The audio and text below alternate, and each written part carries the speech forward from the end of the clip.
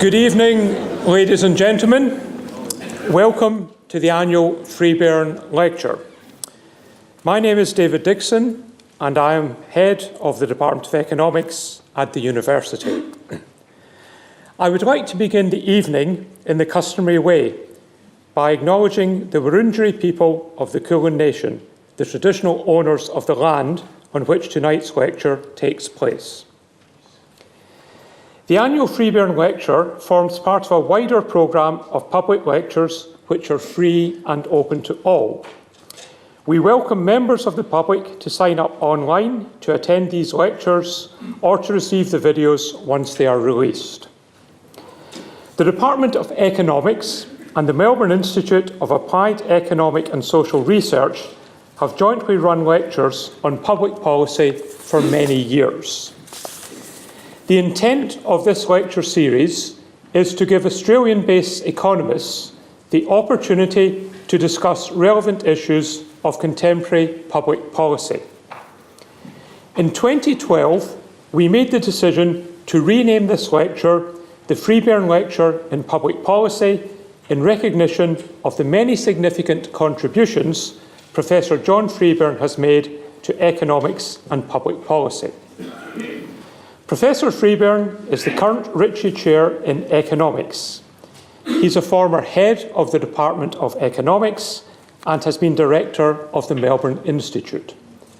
Professor Freebairn is one of Australia's best-known contributors on economic issues, and we are delighted that he is with us here tonight.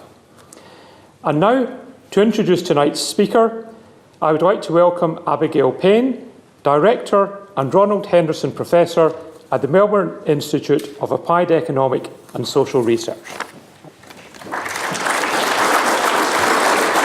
Thank you, David. I too would like to pay my respects to the elders of the traditional lands on which we are gathered, past and present, and the elders of other communities who may be here today. It's with great pleasure that I introduce Bob Gregory as tonight's speaker. For reasons that will become apparent, Bob is a highly respected professor and researcher who is known throughout the world as a thought leader on various economic policy topics. Professor Bob Gregory is Emeritus Professor in the Research School of Social Sciences at the Australian National University, where he was employed from 1969 until his retirement in 2005. He is also an honorary professorial fellow in the Melbourne Institute. From 1985 to 1995, Bob was a member of the Board of Reserve Bank of Australia, and from 1986 to 1991, he was a member of the Australian Sciences and Technology Council. Professor Gregory is an elected Fellow of the Academy of Social Sciences and was awarded the Order of Australia Medal in 1996. In 2001, he was named as a Distinguished Fellow of the Economic Society of Australia. Professor Gregory has achieved excellence across the board, most notably with respect to scholarship, public service, and academic leadership. As others have noted, including colleagues in this faculty, Bob's influence extends beyond his publications. He is a shining example of a successful researcher. He asks the right questions. He is aware of the research and international developments on these questions, and he uses the right method to study the questions. Professor Gregory has always been motivated by the idea that economics is, or should be, about human society and what happens to people. His work has included research on topics such as unemployment, the well-being of Indigenous Australians, labor market outcomes for low-wage workers, and much, much more. I understand that Professor Gregory becomes so engaged in his work and in discussing his work with colleagues that he once managed to board a plane that was not flying to his intended destination. I could continue to tell you all of Bob's accomplishments, but that would leave us with little time for his talk. So let me stop here so that Professor Gregory can give his lecture. Please join me in welcoming Professor Bob Gregory.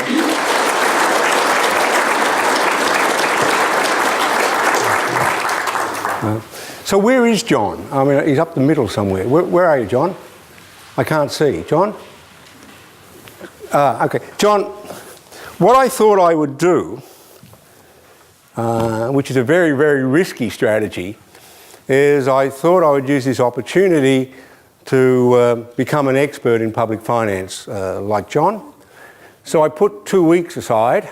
Well, I thought that was a reasonable amount. And then after 2 weeks, I put another 2 weeks aside. And then after 3 months, I now think it's quite appropriate and proper that somebody as clever as John should be given a lecture like this, because unfortunately I failed at becoming a public finance expert. So I started to narrow the topic down. And so I narrowed it down to not looking at government expenditure, but just looking at government taxes. So that was the first thing I did. And then the second thing I did, which was somewhat weird for a public lecture, is I just tried to understand what the government had been saying that it planned to do. So I didn't worry about whether this was sensible or not sensible. I just tried to figure out what the hell they were trying to do. And one of the mistakes I made, but it makes a good lecture, is that in the budget statements, there are a series of data which tell you what has happened in public finance revenue up till this point and what the government thinks will happen in the next 4 years or so. So what I've done is said, well, if they publish this as what they expect to happen in the next 4 years, and if they use this data to tell the IMF and so on that they're going to do this, then I'll just believe them. So today I'm going to tell you about what the government believes it has been doing for the last 15 or so years, 20 years. Okay? Now, one of the things that happens, of course, is that, and this caused me a lot of trouble early on, is governments don't tell you what they want to do. That if you look at the numbers, and the numbers say one thing, and you look at the words, and the words say another. So every government in the last 2 decades has said, our objective is to have fair and lower taxes, and what we're going to do is we're going to balance the budget by cutting expenditure. They all begin, doesn't matter which government, the object of this government is to cut expenditure. You look at their plans, and their plans are, we're going to achieve the budget balance by increasing taxes. That is, they say exactly the opposite to what the data suggest. And so, not only do they say that, but it turns out is that they will tell you how long it takes them to do this process. And the answer, by and large, is not today, not tomorrow, but in 4 to 5 years' time. Now, for the last 2 decades, the 4 to 5 years' time has been reiterated each time and been incorrect each time. And when it's shown to be incorrect, they announce that it will be done in 4 to 5 years' time. So one of the golden rules that you learn by looking at the data is everything's going to be okay in 4 to 5 years' time. And then the question becomes, how can it be okay in 4 to 5 years' time? And that's really interesting because this is not well known. But when the government looks ahead 4 years, it does 2 things. It forecasts 2 years ahead. So next week, the government will forecast the budget for the coming year and the year after. And then after that, it says forecasting is too hard, so we will project what is going to happen. And every government in the last 2 decades has projected in those 2 years, economic growth in Australia will be above average. Now, if economic growth is above average, that means tax collection rates will be above average. And if the economic growth is above average, expenditure growth will be below average. And then when you look at the data, you find that, roughly speaking, half the correction in the deficit is done in this projection period. Now, this is really quite interesting in the following way. Every government has basically said this is how it will work. And every government since about 2003-04 has seen that this is not how it works. And there's no adjustment. Now, as I've been trying to tell people the following, Imagine me meeting a really nice lady who doesn't know me very well, and I arrange to meet her for lunch next Tuesday at 12 o'clock. I turn up 1 hour late. There's a good reason for this, right? The dog got run over by a car. The next week I turn up 1 hour late. There's a good reason for this. I had a flat tyre. The next week I turn up an hour late. I do this for 9 weeks in a row. What happens? Did she make a judgment that I'm not the man she thought I was? That for 9 weeks in a row I'm not on time? Or does she not bother to turn up? I mean, most of us would adjust, but some reason or another this process is not adjusting. And it's interesting to ask why, and I'm going to leave you with this question. Why isn't it adjusting? One reason is that they're always surprised, that it is true that I got a flat tyre. It is true the dog got run over. You know, you have 9 bad accidents. Another reason is that the institution just doesn't learn. You know, but they just don't learn. They just stick to it. Or another explanation is maybe it's the political process. You know, the pressure to sort things out is so quick, it's so powerful that you keep, you know, you distort the things. I don't know why it happens, but it's very, very noticeable that it happens. Now, as I've said before, the budget will be closed essentially on the tax side, and I'll show you how that, looking at their projections. The question is which tax? It turns out that if you look at their projections, they project personal income tax rising to levels which have not been achieved in the previous 2 decades. Now, it's really interesting that you can achieve big tax increases without announcing them. And the way you do that is you allow the nominal wage to grow, and so everybody's tax just grows automatically as you move up the tax schedule. Right? So we call it bracket creep. Now, the bracket creep is the best thing that's ever happened to governments as long as wages go up. Right? Because it means that all the time you're getting extra money every year.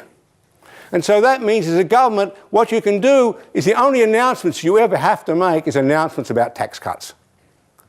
You never announce a tax increase because it just grows automatically. And I will show you that's the way the world is working. And then the interesting question becomes, can you raise personal income taxes this way so they become so high and hold the system in place? You know, at what point will people say, I don't want to pay this level of income tax? You know, at what point will a sufficient number of people realise what's going on? If that happens, then the strategy falls apart. Right? And then you have to either give up on the deficit being removed, which I'm not going to discuss whether that's desirable or not. You either give up on that or you've got to think about some other tax. Now, the question is, and the point is, there are basically 3 taxes in Australia, which you need to know. One is the personal tax, income tax, which is about half of the taxes we pay, and that grows, you know, through this bracket creep. The other one is company tax. The government, for reasons which aren't clear to me, has been announcing that it's important to cut company taxes. So not only is company tax revenue falling, and I'll show you how that's going, it's likely they're not going to increase company taxes. So that's off. The other tax we have is indirect taxes, or loosely speaking GST. That's been ruled off the table. And furthermore, GST is not growing as a fraction of GDP. In fact, it's been shrinking a little bit. So of the 3 taxes, 2 of them look as though they're not on in terms of tax increases. So if they're not on in terms of tax increases, and people respond to the growing personal income tax and don't want to pay it, where do you go? Where do you go? Now, my idea, which is not mine alone, is the only way you can go is you've really got to sit down and look at the taxes as a group. You know, you've got to have a tax summit. You can't do what governments have been doing recently, that is trying to argue for this tax and then having that group I want to put up mining taxes, the mining people go public and destroy you. I want to put up super taxes, the superannuation people cut it back. You've got to put all taxes on the table. And so one of the interesting issues then is, when will that occur? And what will trigger that? Because you saw Malcolm Turnbull try to put all taxes on the table on Tuesday, and I think by Friday one was off, and I think by the next Monday the other one was off, and nothing happened. So the question is whether you need a crisis of some sort to generate, or a change of government. Often when governments change, you get long descriptions about how the previous government created black holes and ruined us all and so on. So it is one of the interesting things to conjecture is, how will this happen? Because it seems to me it will happen. Now, there's been a little bit of fudging going on, like reclassifying the good taxes, bad taxes, good expenditure, bad expenditure. But that fudging which is going on, which will occur next week in the budget, won't work in the long run. Right? It'll probably buy time, but it won't work in the long run. In the long run, it just seems to be inevitable. We've just got to look at the tax. So that's the sort of story. The other story is, how did we get into this situation? And we basically get into the situation, you observe this situation of not having enough tax revenue at the time of the GFC. That's when you observe it. And the question arises whether the GFC created the situation. It's my view that it did not. It's my view that the situation was primarily created by the very large cuts that Costello introduced into personal income tax before the GFC. Very, very large cuts. And one of the issues is that when he did that, he didn't really foresee, I don't think, what was going to happen. But why did he do that? Because he put the risk on the table. And, is it because he misjudged the situation? Is it because he knew they were going to lose the election and he wanted to tie Labor's hands? Why? That's an interesting issue. The other interesting issue is, having got in there to this situation, why did we stay so long in a low tax situation? And the answer there is basically that the economy never really recovered quickly enough to where people thought it would go to. And then the question becomes, is that because the economy has changed in various ways, or is it just, it's been a long drawn out process and everything will be fine? And that's a question. I'll talk a little bit about that as well. And also, I think this business where I began by saying you do 2 years forecast and then 2 years when everything's going to be good, I think that, which I was in favour of as a general rule, looking ahead, in fact has sort of given people, bought people off. You've said, things are going to be right in 5 years' time or 4 years' time, and they're not. The next year you say, things are going to be right. And so it diverts attention. So that's the sort of structure of the talk. And it's put together in slides with words. The words are going to go through very fast. So I assume you were like me as a student, which realised if you had to learn enough, so much, you had to learn to speed read. So I assume you can all speed read. I know John can't see this far, but maybe, John, somebody will read the words to you, but you can guess what they say. And then I'll show you some pictures, all right? Okay, so here we go. So we're now, virtually finished. Oh, okay. So here we go. Now I'm going to just say these words very quickly because they basically repeat what I've said to you, right? That is, the budget consists of two parts. You forecast 2 years, where you do your best to know where the economy's going, and then in the next 2 years, which is called the projection, you assume the economy grows at above average rates. Not a long way above average rates, but 2 good years. So it's the 2 good years that are delivering all the goodies to you. And there are 3 taxes, which I told you. Individual income tax, which is about a half. Indirect taxes, that's GST and so on, which is about 30% of the tax revenue. And company tax, which is about 20%. So these are the 3 taxes that we're juggling. Now there's lots of little bits and pieces around which attract attention, but they are little bits and pieces and can be ignored. They're just not big enough to make a difference.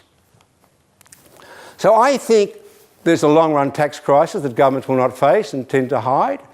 I think because this thing has gone on for so long, We just have to sort of face it at some stage. And it's not happening, that we're facing it. And the reason why it doesn't happen is the treasurers, who are political animals, divert attention all the time. You know, you don't want to. I mean, if you elected me treasurer today, you don't want me coming up and saying, guess what, we're going to fix everything by increasing personal income taxes to the highest level in the last couple of decades by bracket creep. What you want to hear is, we are an efficient government, cutting expenditure, blah, blah, blah, blah, and giving you tax cuts and so on, right? So you can't expect them to sort of be completely honest. So the question is, you know, to what degree of honesty you would take as acceptable. So when you look at the government forecasts and projections, it is absolutely clear, and I will show you, that the deficit will be closed by tax increases. This has been true of every government in the last 2 decades. That's the way they're going to do it. They say they will do it by expenditure cuts, but if you look at the expenditure cuts, they basically don't occur to the degree that you would need. The projections primarily close, as I say, in this 2 years when things are going to be great. The closing is primarily personal income tax rather than companies or indirect, although they are forecasting some increase in company tax going ahead from now, which is sort of interesting, right? Because I haven't actually heard them talk much about that. What I've mainly heard them talk about is cutting company tax rates. So the tax rate rhetoric is going in an opposite direction to the tax revenue rhetoric. Okay? Now, here's the key picture. One of the things that the Treasury is really good at, and our statistician is really good at, is they do give you data which you can get over a long series. And when you plot them, it's interesting. You can see it. See, the orange line is expenditure. The blue line is tax revenue. And you can see the gap, because the red line, the orange line's above the blue line, that's the deficit. And you can see that since the GFC, there was a hike up in expenditure, but basically that expenditure is more or less constant. See, it's gone down, come up, you know, a little bit of, but it's basically horizontal.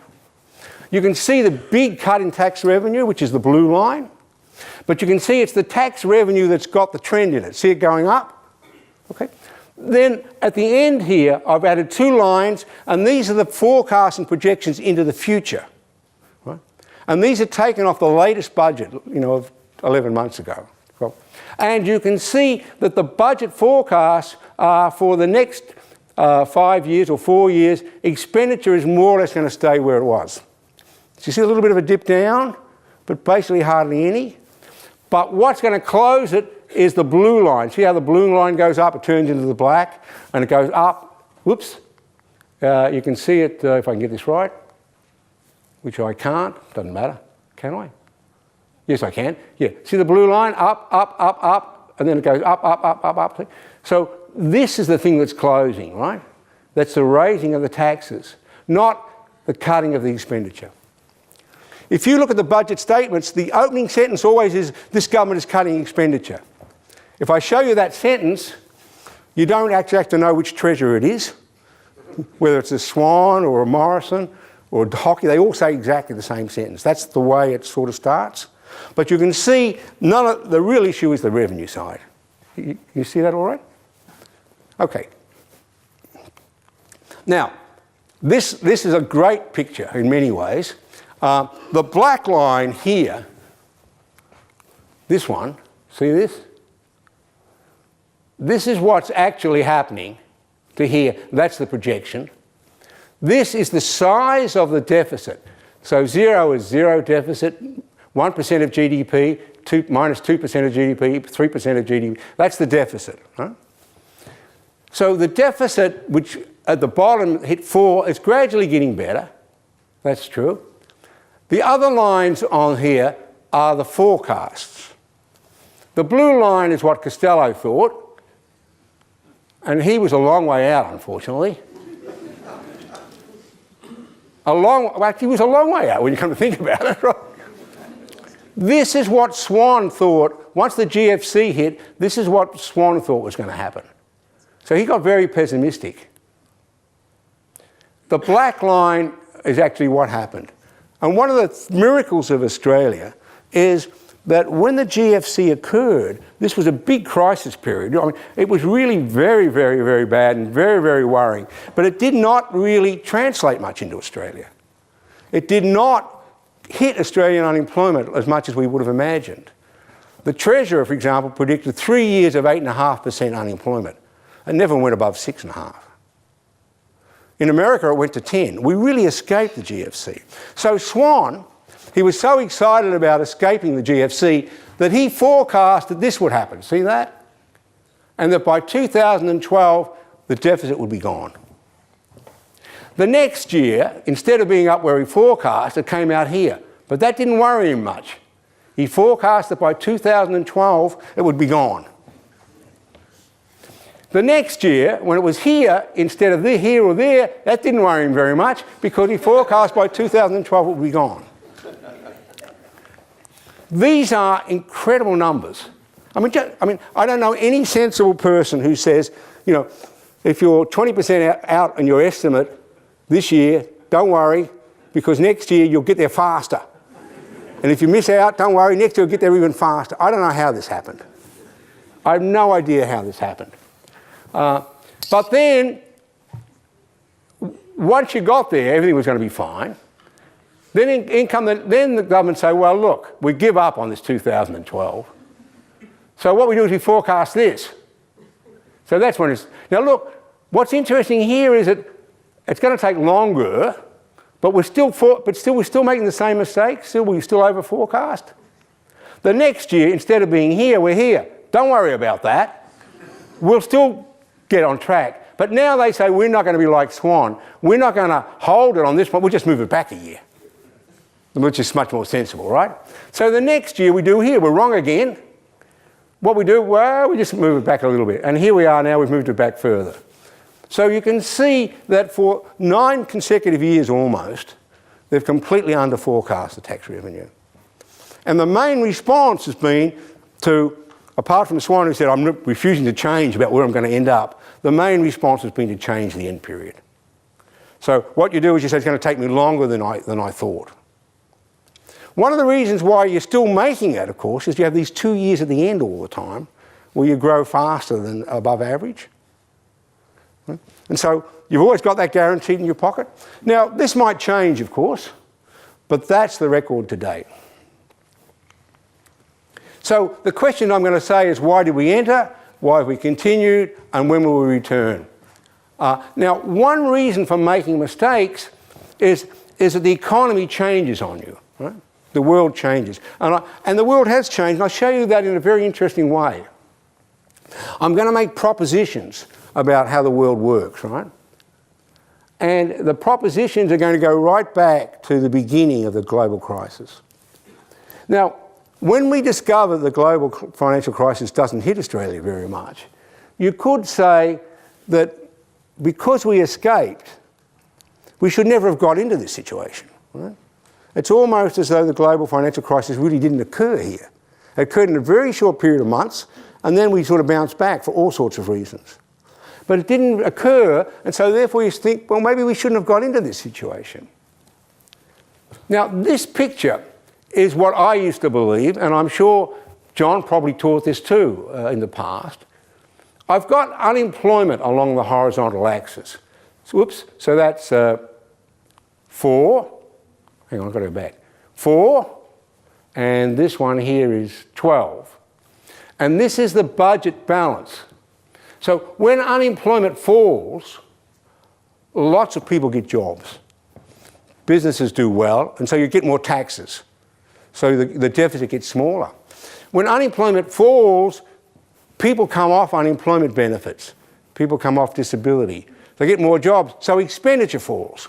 So the golden rule basically is that you can explain the budget balance by what's sort of happening at the unemployment rate. This is for 1978 to 2006. It's not exact, but you know, if you're sitting at 10, you can sort of say, well, if I can get the economy down to 4 or 5 or 6, the budget will sort of look after itself because the economy will grow. You see it? I mean, it's not exact, it's not a bad rule of thumb. So what has been happening since then is this. This circle here is the current unemployment rates and the current budget deficits. This picture shows two important points. One is that we don't seem to be anymore in this world, right? We're down here now. And the second thing, which I think is more important, is when Keating has an unemployment rate of 10 and a deficit, he says, one of the things that's going to help me get rid of the deficit, I'm going to go to 4%. That option's not open here. Right? It's not open here. Right? Because we're now roughly 6, are we going to go to 4? Well, it can't be anything like that. So I think this picture shows that there is a structural change in the economy as measured by the government budget deficit. That is, the unemployment rate doesn't deliver what you had before. So the question is, why does that occur? The budget, therefore, seems largely unrelated to unemployment. So what's going on? My second proposition is not that the economy is doing so well, but the economy is doing very, very badly. It's just that unemployment doesn't tell me the story. The unemployment looks good, but things are worse. This is somewhat a view which not everybody agrees with, but I'll show you. This picture takes the number of people who are employed full-time, 15 plus, and divided by the population of people employed full-time. Full-time people earn full-time wages. Full-time people pay full-time taxes. So in some sense, this is a series for people's ability to pay tax. You employ more people, you get more taxes. You can see here, this is the, you can see here, this is the 82 recession. Down comes the fraction of people employed full-time, from 48 to 45. Then we have a recovery. So I put this little happy face in. I'd never been able to do that before. But I can now do this. That's a happy face. I haven't figured out what to do with the eyes, but they get messed up. But it's sort of nice. It's a happy face. I figured out how to do the happy ones, but my little Excel sheet doesn't have unhappy ones.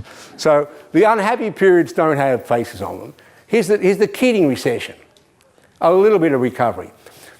Then we've got this is the Costello years. Look, see, he's happy. Lots of revenue coming in. Here's the GFC. Now the thing to notice is how tiny this is compared to that, right? That's why I say when we escape the GFC. But look at this. Right? So if I take this distance, see what I'm doing? We are in the same situation as Keating was at the GFC. We're in the same situation as the pre-Labor government in the 80s. It's just that the collapse period of the full-time people is spread over a slightly longer horizon. So there's no happy face down here. Right? What do we do? There's no happy... Oh, well. Oh, good God. There's no happy face here. You see, this is happy. This is happy. There's no recovery. So what I think has been happening in Australia is that after the GFC we escaped the initial shock, but it sort of didn't go away. It just sort of dragged itself out. And because it's dragging itself out here, we haven't really noticed so much. And the unemployment rate's not gone up, so we haven't noticed so much. So I think we're going through a very, very depressed state, and we don't really understand it properly. And then finally, this is an important thing I'm going to show you, is that the way you get bracket creep is the nominal wages go up, right? And so the way you get more money when the economy booms, you get more people getting jobs, but everybody with jobs get pay increases, right? So this next picture shows you what's been happening to the wage increases in Australia. You see, we used to go along about 4%, 5%, a bit up here. These are public and private sector wages. But look at this. See this? It's really very, very depressing. It's what I said before. The economy's gradually sliding down, and one evidence for that is the lack of full-time job growth. The other bit of evidence is the lack of wage growth. Now, if this goes down to zero, that means you don't get any extra tax from increased wages on average because there's no increase on wages. So your ability to claw back money through the personal tax bracket creep is diminishing. And because it's diminishing, it means the amount of time it's going to take to use this mechanism to get the money you need, it's got to lengthen. Right? Because if wages grow up 5%, you might get the money back quick. If they're going to grow at 2%, you're going to get it slower. If it grows at 1%, it's going to be slower again. So I think the economy is sort of deteriorating. Now, so where does this leave us? This leaves us with a view of one of the reasons why forecasts have been out of date is that, and doing badly all the time, is that the economy is not the same economy as it was before. It's been going through this much slower growth period. And hence the projection period when things grow above average, not only is it not happening and being moved back, the chance of it happening is getting less and less. Okay. So, there's no economic downturn quickly. So how come we got into this situation very, very fast? How did we get into this low tax revenue situation? And I want to show you this picture. I've divided the world up into the three taxes, right? Our income tax, our company tax, and our indirect tax. And I've gone back to 78, and I've put all these taxes as a fraction of GDP at 0. So if they go up, it says that tax is growing, right, compared to 78. If it goes down, it's falling compared to 78. If it's below 0, it's less than it was at 78. Right? So you can see the three taxes here.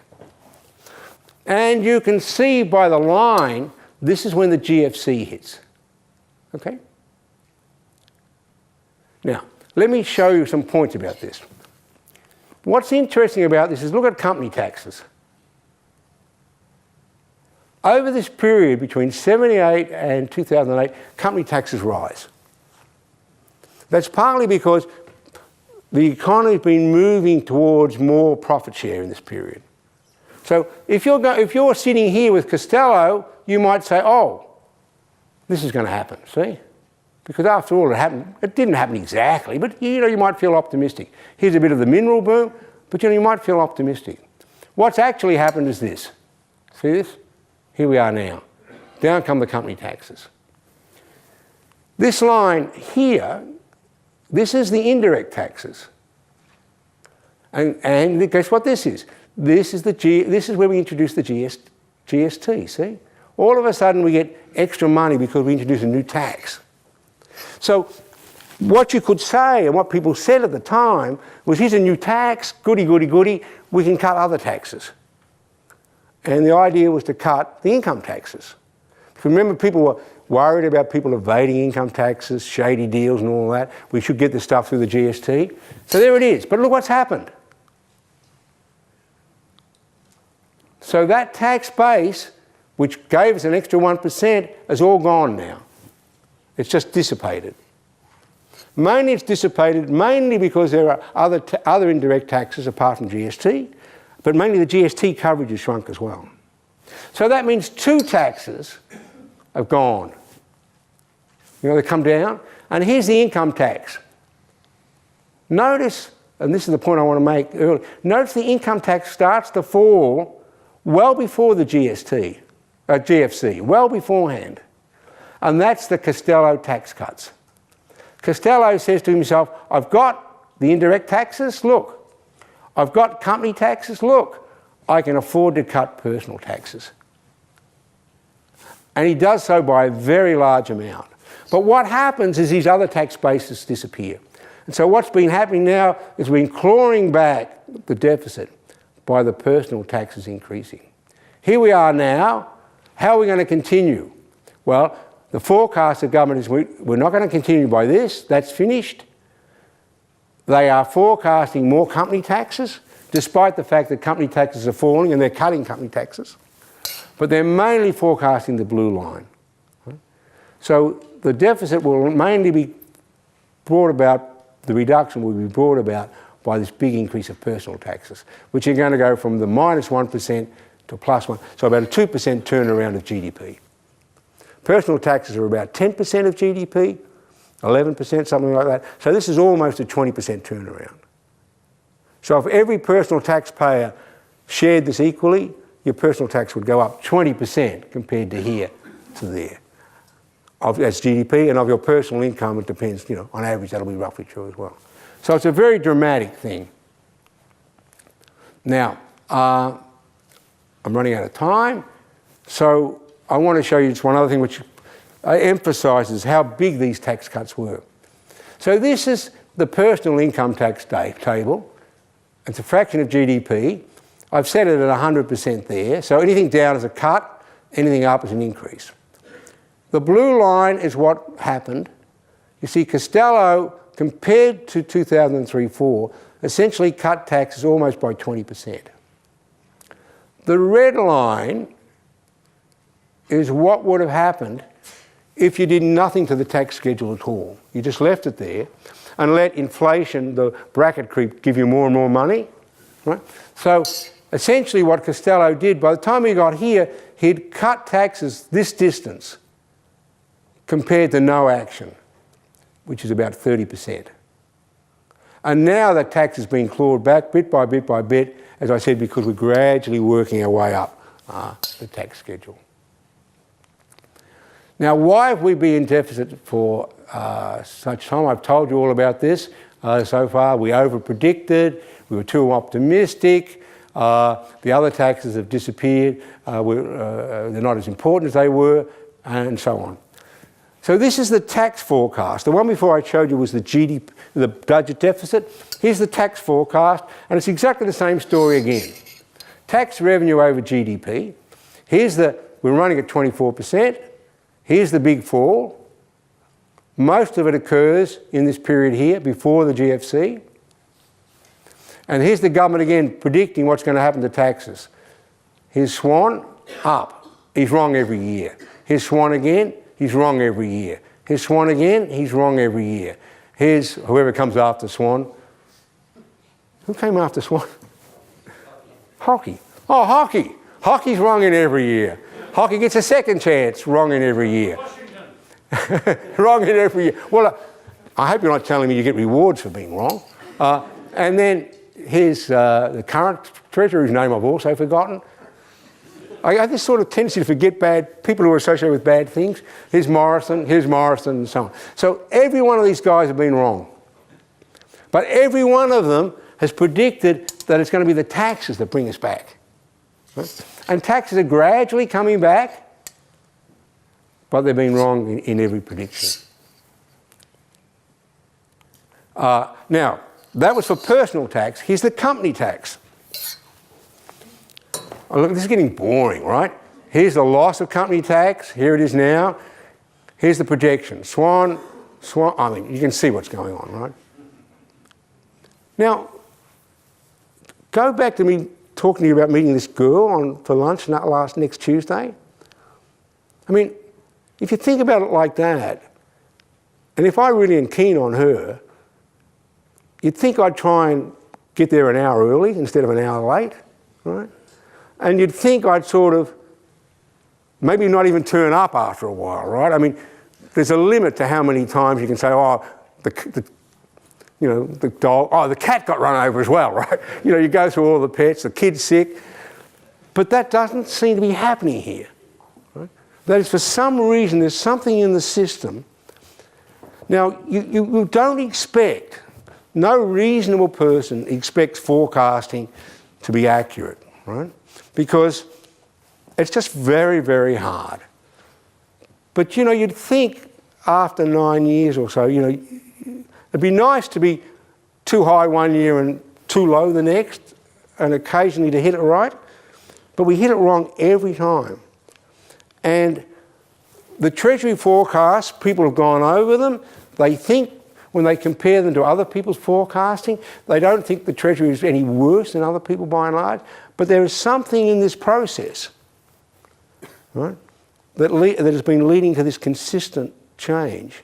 And I personally don't know how much of it is institutional, that there's something wrong with the institution sort of got this built in, or how much of it is that every year it is like running over the cat and the dog. Every year there are accidents. I don't think that's likely. Maybe every year the economy's changing. But whatever it is, I'm not getting much information out of these guys. What I'm getting out of them is a recognition of the forecast failure, a recognition that it should be better, reviews, but I honestly can't tell you why this is happening this way. You know, I don't think it's technique. It's not, you know, that you're not using the latest forecasting technique. There's got to be something about either the institutional structure, or the people, or the economy, or just the political process.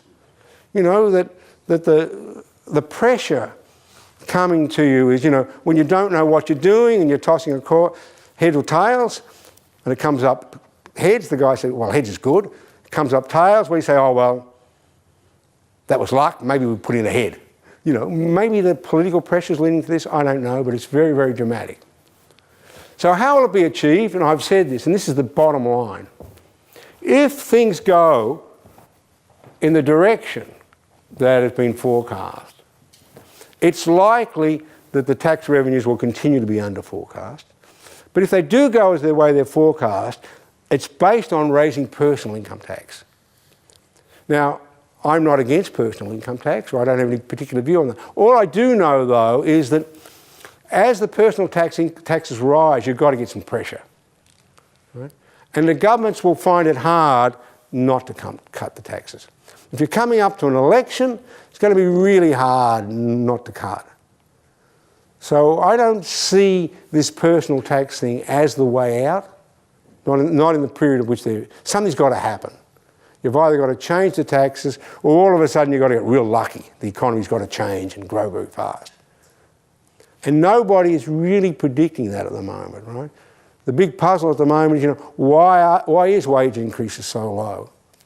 You know, why aren't we clawing back more money? You know, where is the next boom going to come from? After mining, housing, after housing, what sort of thing? There's no real optimism per se. So I just think the whole situation is unstable. Now, to finish up, now very, very quickly, I want to show you another picture. Not only did I learn how to do these faces, but I learned how to do these things. Where are they? Yeah, this one. If I could only, I'm so proud of this. There, that one there. That's sort of like a caution or a bad thing, right, isn't it? That sign. You don't speed up when you see that sign. This is the personal income tax over the taxable income of people. This is how it falls. Whoops. This is how it... Oh. Somebody's telling me something. This is how it falls. And I've just done something simple. I've just said, well, let's suppose that they're wrong on the company tax increasing because they want to cut it. And suppose we have to pay it all from personal taxes. As we achieve the government objective through the personal tax increases. What would that look like? And so I've just put the point on there. And you can see where I began. This is not here, but it's not 25, 26, 27, it's roughly 28. So it's roughly 3 on 25, which is about a 10 or 12% increase in personal taxes on average. The next picture says, oh, well, what if the company tax predictions come right? If the company tax predictions come right, then the personal income tax is only going to be this distance. But it's still going to be higher than anything we've had since 2003. That's the end.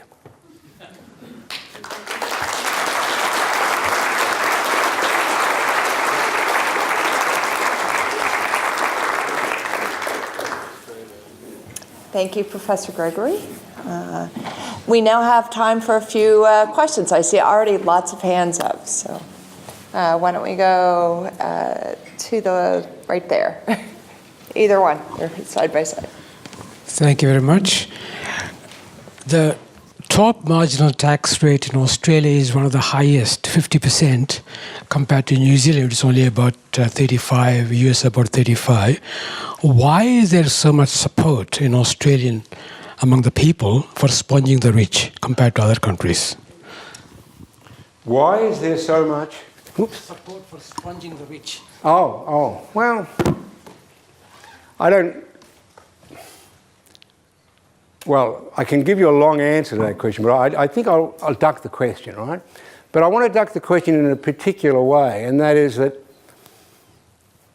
I've talked about taxes, and I've taken the projection on taxes, and I've shown that the government's belief in terms of their forecast and projection is that they can't do much about expenditure.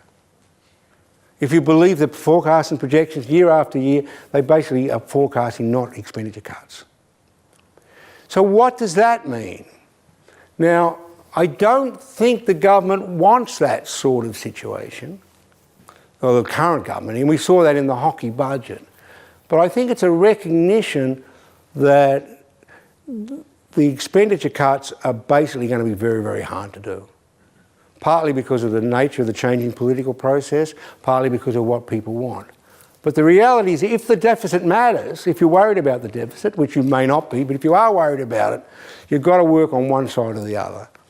And the thing about indexation, not lack of indexation of the personal income thing, is that when you can't do anything, this will do it for you, right? It's the easy option. So what you can do is talk about tax cuts when you're having tax rises, but you never actually have to talk about the tax rises. And I think one of the things that's nice about all these budget papers is you can get the data where you can see all this, right? Nobody's trying to suppress the information. It's just that the political process doesn't like talking about the information. And that's what I've tried to bring out tonight.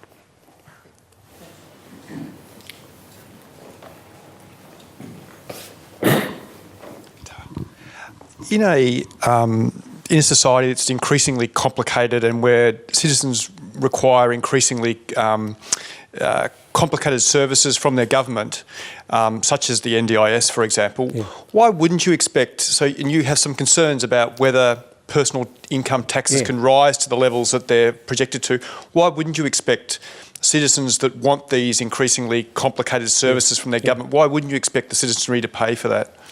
Well, my view on that is that exactly what you said, that is, if you're going to have an ageing population, which we've got, and if you're going to have disability schemes, 1% of GDP, which we want, then you've got to pay for them. Right? And the rhetoric we are getting from governments is that we sort of don't have to pay for them, in the sense that we can get them through cutting expenditures of various sorts. And what the pictures are showing you is they have not been able to do that. And they're not even forecasting that, but they're still talking in those language. So if I was to put myself in your shoes, what I'd be doing is I'd be jumping more into things which I haven't talked much about tonight, which is the IGR type statements, which say, when you look ahead, if you want this package of welfare payments we've got, if you want to look at the aging of the population, you've got to have to pay more, or you've got to cut expenditure elsewhere. The rhetoric has all been about cutting expenditure, but that's not been occurring. And so it's really I just feel my job today is not so much to advocate what you ought to do, but to try and show there's this dislocation between what is happening, what are they forecasting, and what they're saying. And because there's this dislocation, it's going to make it harder and harder in the future to make the changes, because you've got to prepare the society. You've got to understand that. You can't do what Hockey did, for example, which is I don't know whether you know what Hockey did. He goes to London and he makes a speech in London which says the age of entitlement is over. And then he comes back and introduces a budget and everybody gets a shock. And of course, it's been the worst budget we've ever had. You can't do that. You have to prepare people. And you've got to put a lot of time into that. And that's not really being done properly, in my view. My view is that the day-to-day political pressure is diverting you everywhere. So on The Australian on Monday, I see 20,000 people who are dole bludgers. I multiply the 20,000 by the taxes involved in expenditure, nothing. The next day I see something else, I don't know, school funding or something, right? Nothing. And so there's not much there. So there's too much diversion and not enough focus. The other issue that's involved, which I haven't raised today and I can't, is that there is a bit of a belief in the Liberal Party that they can push some of these taxes onto the states. So they're talking about, we have got to have more land taxes, more rates, and all these things are state issues. So there's a lot of diversion going on, running away from the real problem, which is either you've got to pay for these things, as you were sort of implicitly saying, or you've got to give up on something. And that's not really being done.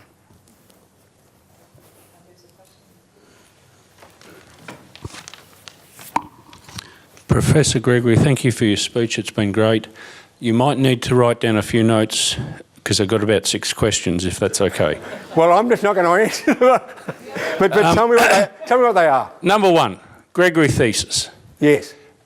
Simplified at my time as a commerce student here, as if it was most people going in one direction, you suggested going the other direction. Is that a correct summary? Next question. Okay. Much has been in the media about the low wage growth environment. What do you put it down to? Is it the rise of Uber? Delivery food on bicycles, often without lights? Yeah. Or something else? No. Yeah. No, this is a big question. And the way so is number 1. Yeah, the way I interpreted that tonight was I interpreted that in terms of, this long drawn-out recession in Australia. The weakness with that explanation is that wage growth around the world tends to be coming down. Right? That is, if you go to the US, the inflation rate. So there is a worldwide phenomenon going on as well. I've stressed the Australian bit. Where that's coming from, people are using your sort of answers. They're saying, it's new technology. There's a little bit of market breaking down, Uber, people coming in, competition going on, but that's not really clear yet. Maybe we should have one more, huh? Okay, couple more. Your reading of Donald Trump. Please, the good questions. Your reading of Donald Trump. Sorry? Your reading of Donald Trump. Was that Hollywood then president with Reagan? This seems worse. Next question. Okay. I'm worried about Donald Trump, by the way, but next question. Right. Good debt versus bad debt. This is an interesting issue. The main problem with deficits, in my view, is they tie your hands from doing good things often. If the deficit gets too big and you need more government expenditure, the government won't come at it, right? And so I think Australia needs a bit more infrastructure expenditure, but they're having trouble getting it. So one way of looking about this good bad expenditure is a way of getting some more infrastructure in, and I sort of approve of that. The other way of looking at it is it's another diversion, right? Because that means that when I do all these budget numbers, all of a sudden the budget's going to improve dramatically. In fact, the more things you take out of the budget and put somewhere else, the better this number's going to be. So there's a high diversionary content in that as well, but I'm not completely against it. Okay, 2 more, quickly. Casualisation of labour. Yeah. How's that impacted the economy, do you think? Big. I actually think it's big. The reason why I think it's big is partly because I can't explain all this wage falling, lack of growth. But if you look at the data for Australia, it's really quite weird in the sense that for the last 2 decades or so, if you have 2 jobs created, like 2 extra jobs, one of them is part-time, one of them is full-time. Right? It is really quite, and you saw that in that picture, it really is quite, yeah, but part-time, well, there's a fine distinction about what casualisation means, but it is sort of jobs that are not what we usually think of as, yeah. So there's a lot of part-time jobs growing, but Mark, who's here, is an expert on that, and he doesn't like my answers, so we'll go on to the next. So okay. We'll move to another question. Lucky Larson, thank you very much. Company tax, you've talked about. Yeah. Now, there's no screams at the moment from the investors, and I reckon with a reduction in company tax, the imputation credits are going to come down. Yeah. I think, and they're going to be Liberal voters most of the time. Yeah. Where are the squeals coming from, and when can we get them cranked up? Thank you. Just a quick thing on the company tax. The company tax, I think, is the whole strategy around the company tax I find weird. I mean, absolutely weird. So I'm not against cutting company tax. I just find the strategy weird. For example, why would you really believe something like the following? The centre of my policy is to have jobs and growth. So what I'm going to do, Abigail, and I'm not sure how old you are, but in 10 years' time, I'm going to give you a gift, right? That is, in 10 years' time, I'm going to cut a gift. I want you now to start behaving differently. Now, you might look at me and say, well, 10 years' time is a long way away, or you might say, are you guaranteeing this? You know, it's just weird.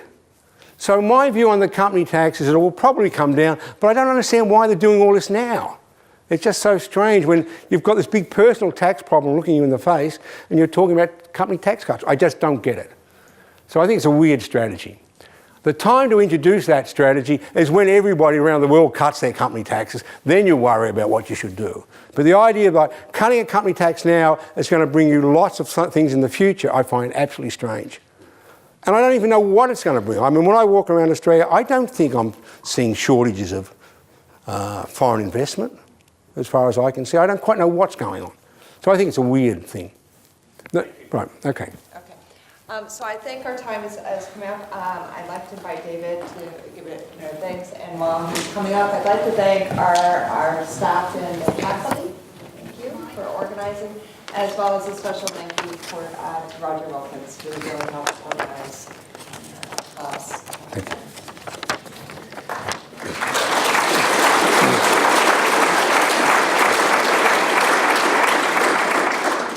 So thanks everyone for the questions, and sorry there wasn't time for more. So Bob, I just want to thank you very much for coming and giving the lecture tonight. It's been a fascinating talk, very entertaining, and we'd like to give you this small token of our appreciation. So thank you.